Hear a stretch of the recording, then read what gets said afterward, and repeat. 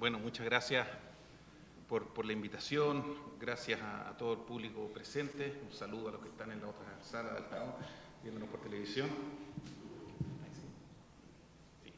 Bueno, y felicitar sobre todo a la pastoral social y a los trabajadores, al padre Andrés Moro por la realización de este evento, agradecer también a mis contertulios esta tarde.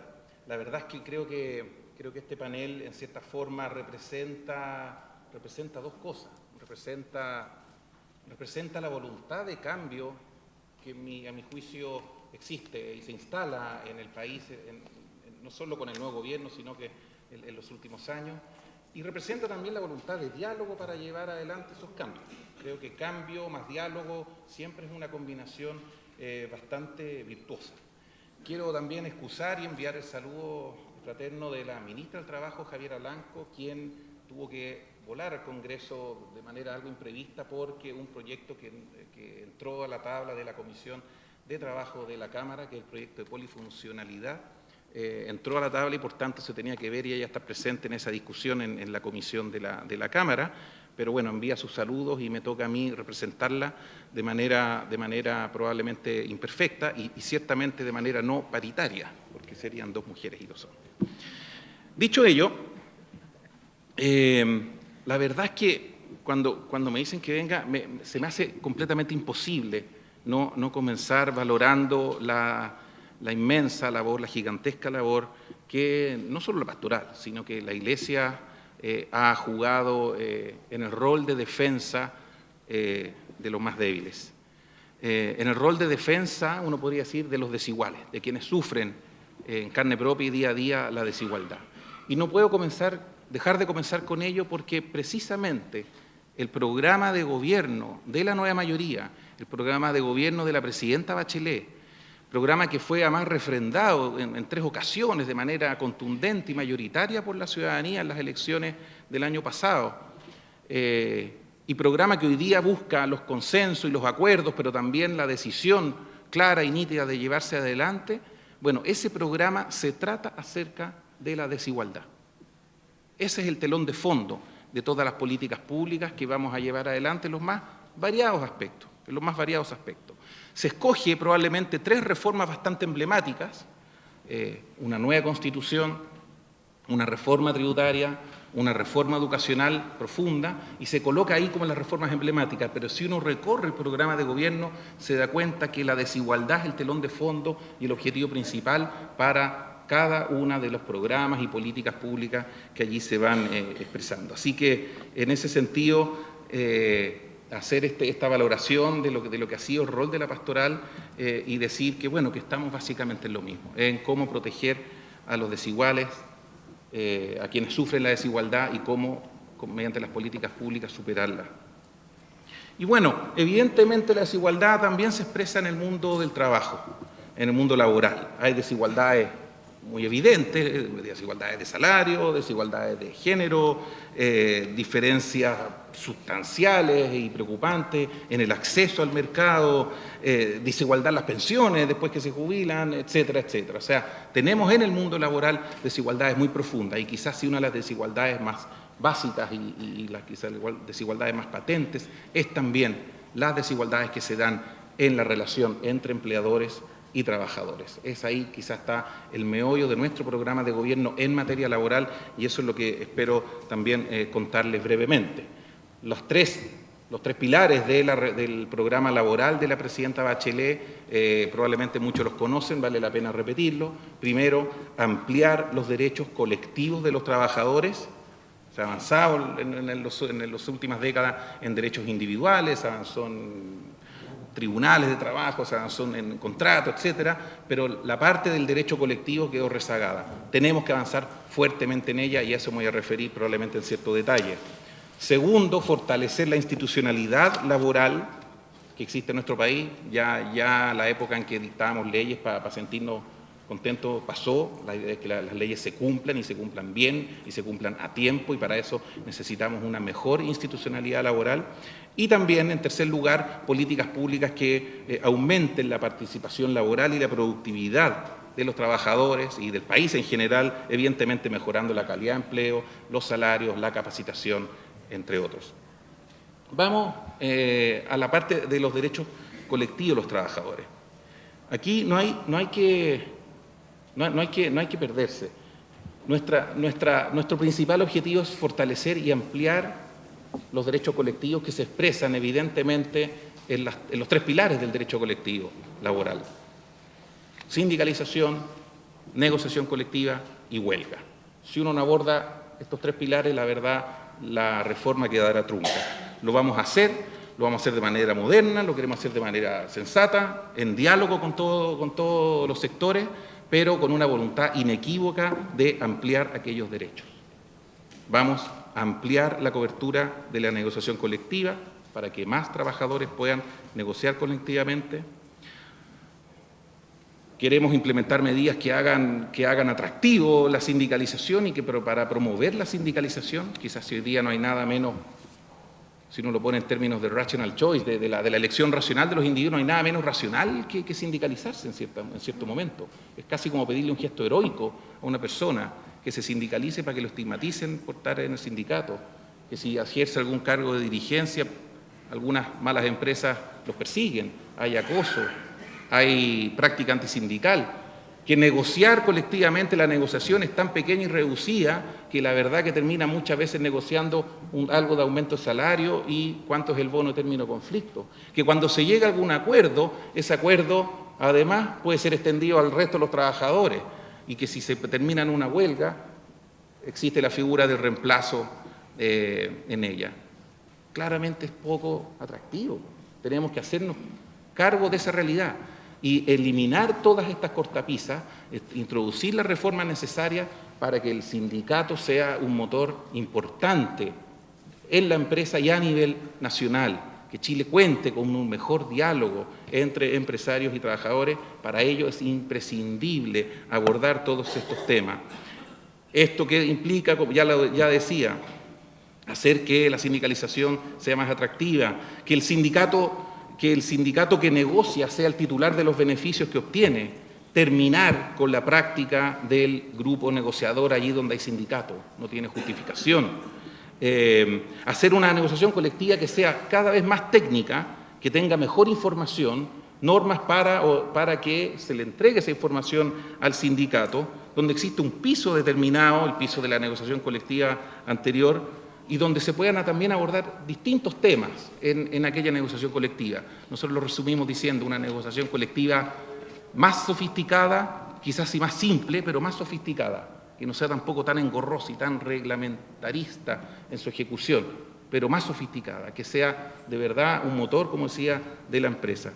Y evidentemente asegurar un verdadero derecho a huelga, terminar con el reemplazo y el descuelgue y con la figura de los grupos negociadores. Esto es una reforma sustantiva. Con estos titulares que les he dado, probablemente se dan cuenta que es grande y que no va a ser fácil y que vamos a tener mucha discusión y mucho diálogo. Va a ser algo que se va probablemente a discutir mucho en el Parlamento. Vamos a tener queremos hacer diálogo con la sociedad, con los sindicatos, con los gremios, para arribar a un buen acuerdo en este sentido. Junto con ello, que es un proceso, insisto, difícil pero muy entusiasmante, nos hemos puesto algunas metas en este ámbito durante los primeros 100 días. Queremos, en estos primeros 100 días, dar muestra a la ciudadanía, queremos entregar la señal muy concreta de que nos vamos a jugar por esta agenda. Y hemos escogido una reforma muy particular, que es la famoso multirut, que creemos se puede, la presentamos al Congreso el día de ayer, la presentamos a la sociedad, probablemente ustedes la han visto, y creemos que se puede aprobar muy prontamente. Y puede avanzar sin todavía entrar al tema de la negociación colectiva en su conjunto, al libro cuarto del Código de Trabajo en su conjunto, entrar entonces al tema del multirut ahora, porque es algo que se puede avanzar.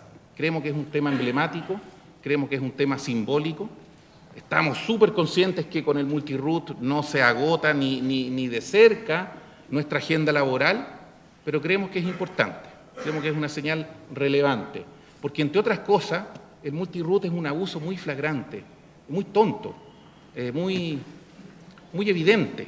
El propio Andrés ayer lo decía a la salida de la moneda, mire, si nadie anda protegiendo abuso, eso no nos queda duda, y si acá hay abuso hay que sancionarlos y hay que legislar al respecto. Mi impresión es que con el tema del multiroot, senadora, muy buenas tardes, bienvenida a este panel.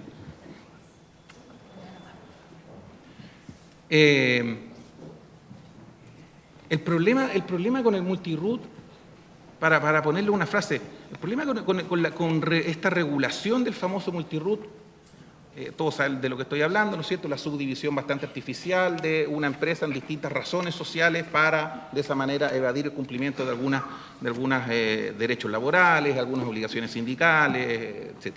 Bueno, el problema del multiroot es que la verdad es que estamos un poco regulando a posteriori. O sea, si siempre se dice echa la ley, echa la trampa, la verdad que aquí estamos echa la trampa, echa la ley. Eso es como la situación en que estamos respecto del multiroot. Lo que queremos nosotros a través de la indicación que hemos presentado es señalar, mire, usted, empleador, se podrá, por distintas razones comerciales, de política, por distintas razones de organización industrial, evidentemente se organiza de la manera que usted estime pertinente. Pero dos o más empresas se considerarán siempre como un solo empleador cuando exista una dirección laboral única, o dirección laboral común, cuando concurran algunas otras circunstancias, tales como similitud o complementariedad necesaria en los bienes y servicios que allí se producen, o que que exista un mismo controlador. Queda claro, usted está bien, usted se organiza como usted le plazca, pero si acá hay una dirección laboral común entre dos o más empresas y concurren estas otras condiciones, similaridad o complementariedad necesaria entre bienes y servicios que se producen o la presencia de un mismo controlador, nosotros estimaremos, el juez, que es quien decide, que eso en realidad es un solo empleador y por tanto todas las obligaciones laborales se radicarán en ese grupo de empresas que en verdad es un solo empleador. ¿Por qué optamos por esta vía? Optamos por esta vía por varias razones. La primera, porque hay gente que señalaba, oye, basta con que eliminen el concepto empresa y se soluciona. Bueno, yo creo que no es así. Si solucionábamos el concepto de empresa y multiroot, la verdad lo que íbamos a caer era en el multiempleador. El artículo 3, letra A, define empleador, ¿no es cierto?, la persona natural o jurídica que contrata los servicios de otra, mediante un contrato de trabajo. Íbamos a caer en el multiempleador. Y por tanto, en una definición estrecha y súper formalista de la ley, algún juez en alguna parte podría decir, bueno, este es el empleador, esta es la razón social, muy bien, para adentro. Nosotros siempre pensamos que el multiroot se da en las grandes empresas, ¿no es cierto?, el gran retail, aquí. Ojo, también hay multiroot en empresas de transportes de provincia, y harto. Por poner un ejemplo, ¿no es cierto?, el papá, el hijo, los dos hijos, los tres hijos, el cuñado, que tienen las micros, todos con distintos root y que rotan a los trabajadores dentro de la empresa. Entonces queríamos hacer para evitar caer en el multiempleador, teníamos que regular entonces el multiroot. Entonces, desechada la posibilidad de no hacer nada, sencillamente eliminar el concepto de empresa, dijimos, ¿cómo regulamos entonces este acercamiento de la empresa al empleador? Que tratar de identificarlo y que en la realidad sea lo que prime. Si esta es la empresa, ella tiene que responder, por más que esté dividida en distintas razones sociales. ¿Cómo acercamos ambas cosas? Y bueno, optamos por esta definición que les daba, que tiene una gracia jurídica y de prueba, que es una elaboración, es una construcción que se va a dar en la realidad. El juez, con informe previo obligatorio de la Dirección del Trabajo, será quien analizará caso a caso, evidencia tras evidencia, cuál es la dirección laboral común, y si es que concurren otras circunstancias tales como, al señalar tales como, estamos señalando que es indiciario, no es ni copulativo ni taxativo, sino que indiciario, vale decir, ahí se va formando su convicción con alguna de ellas, con todas ellas, con alguna tercera que no está colocada en la ley, de manera indiciaria va a ir determinando cuál es el verdadero empleador. Esta es una fórmula que muchas veces, claro, no estamos acostumbrados en el derecho escrito, napoleónico, continental nuestro. Nosotros tendemos a pensar, no, coloquemos todas las circunstancias en la ley de manera que quede todo bien escrito. Bueno, a veces no. A veces se puede recurrir a estas fórmulas indiciarias cuando lo que estamos persiguiendo es precisamente la determinación de la realidad. Perdone, padre, que ponga este ejemplo, pero en Estados Unidos se ha dado el caso de esto es parecido a la pornografía, y por eso le pido excusas por el ejemplo. Un famoso juez en Estados Unidos, la Corte Suprema, dijo una vez: mira, yo no puedo definir pornografía, pero la reconozco cuando la veo. Es muy difícil definir precisamente, sin que se nos vaya nada, sin que nos ocurra echa la ley, echa la trampa, o echa la trampa, echa la ley. Era muy difícil definir muy precisamente estas condiciones en que la multiplicidad de empresas son un solo empleado. Acudamos al juez, acudamos a la realidad, acudamos a los distintos medios de prueba. Evitemos de esta manera otro nuevo subterfugio. Si algún astuto, algún pillín, cree que por tener 2 gerentes de recursos humanos distintos va a zafar del problema, pero resulta que hay otro señor que es el que verdaderamente toma las decisiones, la dirección laboral común, le va a ir mal. Va a primar la realidad. Y el juez, con el informe de la dirección, probablemente lo va a detectar. Eso es el espíritu que nos anima entonces al momento de establecer esta reforma. En resumidas cuentas, una reforma que entrega elementos bastante objetivos, pero indiciarios, una reforma que apunta a detectar la dirección laboral común en una empresa y que por esa vía no se escamoteen algunos derechos laborales, y una reforma que a mi juicio lo que permite es que le abre el campo a la investigación del juez, o sea, es amplia para que el juez investigue, pero a su vez impide que el juez se refugie en el formalismo del solo RUT. Amplitud para interpretar, pero restricción para irse al facilismo del formalismo. Y que, claro, en el caso de trabajadores probablemente no de grandes sindicatos, sino que de sindicatos de regiones que pueda tener menos recursos para acudir a tribunales, finalmente esto puede terminar siendo de gran ayuda. La ley además tiene un cierto efecto pedagógico. La ley entrega señales a la sociedad. Lo que estamos diciendo es que no permitimos los abusos, que queremos que prime la realidad, y que estos son algunos indicios, y los señalamos en la ley, que se tiene que investigar a la hora de tratar de determinar al empleador real y no la ficción legal de la subdivisión artificiosa. Bueno, la verdad me comí casi todo el tiempo explicando el multirut, pero lo relevante que quería dejarles acá en este momento en sus mentes es que tenemos una agenda importante, nutrida, compleja, difícil para entrar al tema del derecho colectivo del trabajo, para entrar al libro 4 del Código. Ya señalé varios de los puntos y muchos son temas muy sentidos y de mucho que los trabajadores anhelan desde hace mucho tiempo.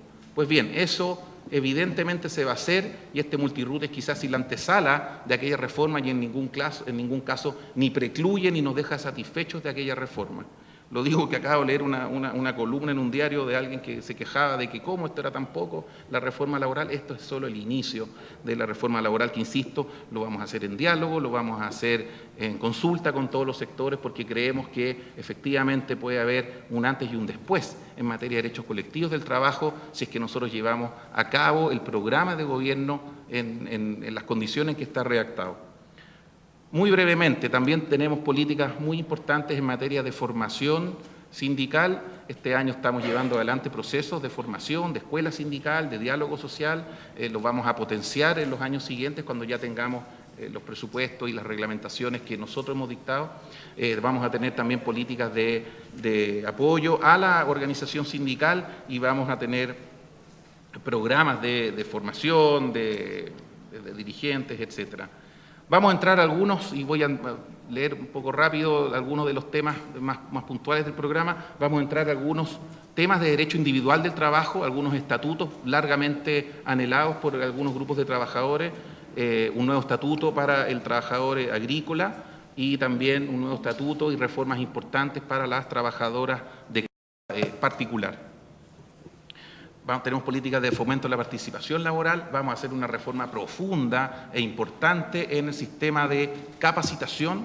Queremos que la capacitación, el CENSE y la certificación de competencia, más que ser mecanismos que hoy día compiten entre sí y gana de lejos el CENSE, que la certificación Chile valora, mecanismos que sean completamente simbióticos, que sean sinérgicos entre sí. La idea, el sueño nuestro es que el trabajador ingrese, trabaje, certifique su competencia, certifique la habilidad que aprende en el campo del trabajo, que pueda eventualmente cerrar alguna brecha con una capacitación, que pase a un segundo peldaño, a un mejor trabajo, que luego de ese mejor trabajo vuelva a certificar nuevas competencias, vuelva a a capacitarse vía sistema de capacitación y que esto termine en la puerta del Centro de Formación Técnica, ojalá con créditos reconocidos por el Instituto de Educación Superior, el Instituto Profesional, el Centro de Formación Técnica y, por qué no, pensar en ello también incluso en la universidad. Esto implica un rediseño completo de lo que, como hemos mirado en general, el tema de la capacitación laboral. Nosotros tenemos dos estancos completamente separados: formación continua de trabajadores, que tiene re poco de continua, hay que admitirlo, y educación. Bueno, tienen que conversar ambos,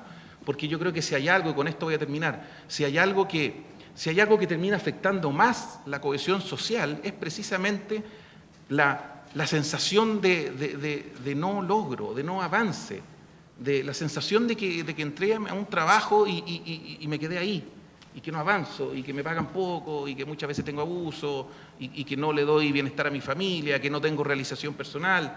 O sea, eso es lo que provoca un grave daño a la cohesión social. Porque la cohesión social a la larga, ¿qué es lo que es? La cohesión social es el sentimiento de pertenencia de los individuos a la sociedad.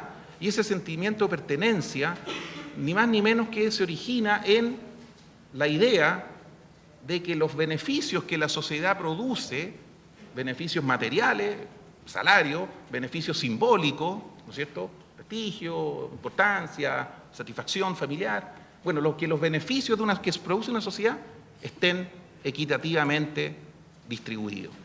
De eso se trata.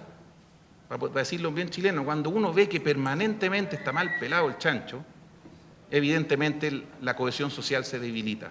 Queremos entonces, por la vía de fomentar derechos colectivos y equiparar la cancha entre trabajadores y empleadores, y que puedan negociar colectivamente de manera rica, productiva y fructífera.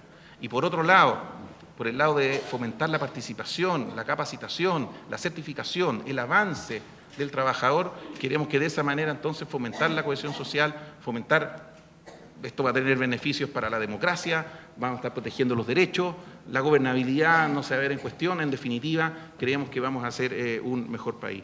Termino con esto. Hay una serie de otras reformas puntuales en el programa de trabajo, reformas en el seguro de cesantía, hay reformas en una serie de ámbitos, fortalecimiento de la dirección del trabajo, etcétera, que por tiempo no las voy a tocar. Estoy dispuesto a ellos en el momento de las preguntas, pero dejar solo aquello en vuestras mentes. Tenemos que avanzar en ambas direcciones. El compromiso del gobierno es inequívoco en este sentido. Así que ojalá que con el concurso de todos, ojalá que con la ayuda de parte de los contertulios que aquí tenemos podamos avanzar, porque, insisto, va a ser un antes y un después en materia laboral, al menos lo que se ha hecho en los últimos años en nuestro país. Muchas gracias.